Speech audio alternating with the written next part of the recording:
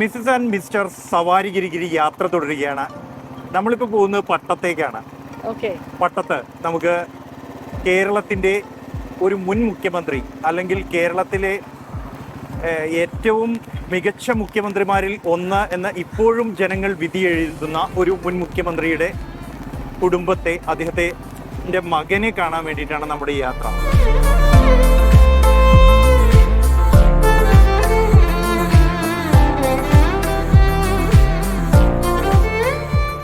വിനീത, അപ്പൊ നമ്മള് അഡ്രസ്സിൽ എത്തിയിട്ടുണ്ട്.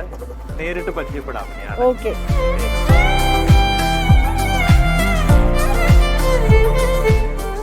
വിനീത, നമ്മൾ എത്തി. ഇപ്പോഴും സസ്പെൻസ് തുടരുകയാണ്.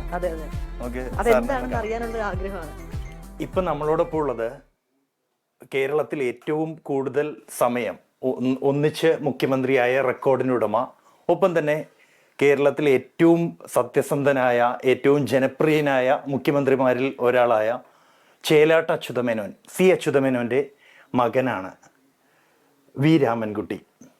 സാർ, ഇപ്പോഴും 50 വർഷത്തെ അല്ലെങ്കിൽ അരനൂറ്റാണ്ടിന് ശേഷവും കേരളത്തിലെ ഏറ്റവും ജനപ്രിയനായ, ഏറ്റവും സത്യസന്ധനായ മുഖ്യമന്ത്രിമാരിൽ ഒരാളായി കാണുന്നത് അങ്ങയുടെ ഒരു പിതാവിനെയാണ്. എങ്ങനെയാണ് ഓരോ ഓർമ്മകൾ? അദ്ദേഹം മുഴുവൻ സമയം, ജീവിതം മുഴുവൻ കമ്മ്യൂണിസ്റ്റ് പാർട്ടിക്ക് വേണ്ടി പ്രവർത്തിച്ച ഒരാളായിരുന്നു.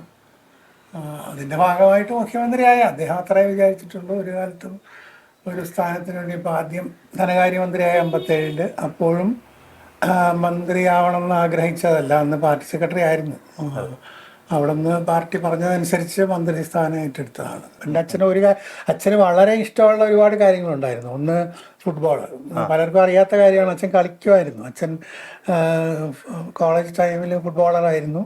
കഥകളി ഭയങ്കര കമ്പമായിരുന്നു. സാഹിത്യം, അങ്ങനെ ഒരുപാട് കാര്യങ്ങൾ ഈ had to give up sort of. അത് അവസാനം പിന്നെ ഇതെല്ലാം കഴിഞ്ഞിട്ടാണ് കുറേയൊക്കെ അതിലേക്ക് തിരിച്ചു വന്നത്. അങ്ങ് അത്തരത്തിൽ മത്സരിക്കാനുള്ള ഒരു പാർട്ടി നേതാക്കളൊക്കെ ആയിട്ട് അടുപ്പമുണ്ട്. അപ്പം അങ്ങനെ ആവശ്യപ്പെടുകയോ അഭ്യർത്ഥിക്കുകയോ എന്തെങ്കിലും ഇത് ഉണ്ടായിട്ടില്ല? ഞാനങ്ങനെ ആരോടും, എനിക്ക് താല്പര്യമില്ലാത്ത അവരാരും അഭ്യർത്ഥിച്ചിട്ടില്ല. ഇടക്കാലത്ത് വേറെ, ഈ തെരഞ്ഞെടുപ്പിലല്ല, വേറൊരു തെരഞ്ഞെടുപ്പിൽ ഈ നേതാക്കന്മാരല്ല, അല്ലാതെ ചില ഇടനിലക്കാർ വന്നിട്ട് നിങ്ങളൊരു നല്ല സ്ഥാനാർത്ഥിയായിരിക്കും എന്നൊക്കെ പറഞ്ഞു. അപ്പം ഞാനത് ഒഴിഞ്ഞു മാറുകയാണ് ചെയ്തത്.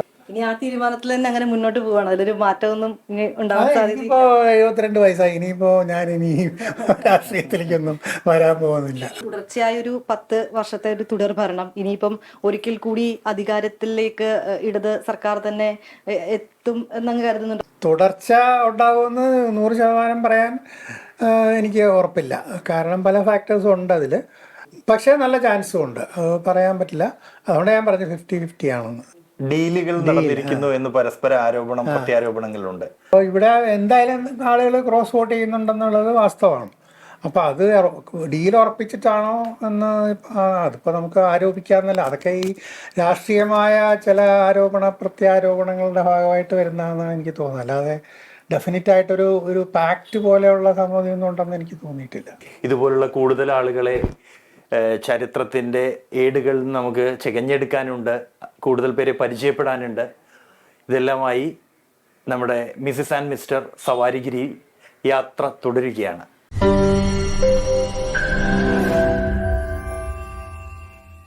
ലോകത്തെവിടെയായാലും ഏത് സമയത്തും 24 വാർത്തകളും ഓഗ്മെന്റഡ് റിയാലിറ്റി പാക്കേജുകളും എക്സ്പ്ലെയിനറുകളും വിശദമായി കാണാൻ ഞങ്ങളുടെ യൂട്യൂബ് ചാനൽ നിങ്ങൾക്ക് സബ്സ്ക്രൈബ് ചെയ്യാം.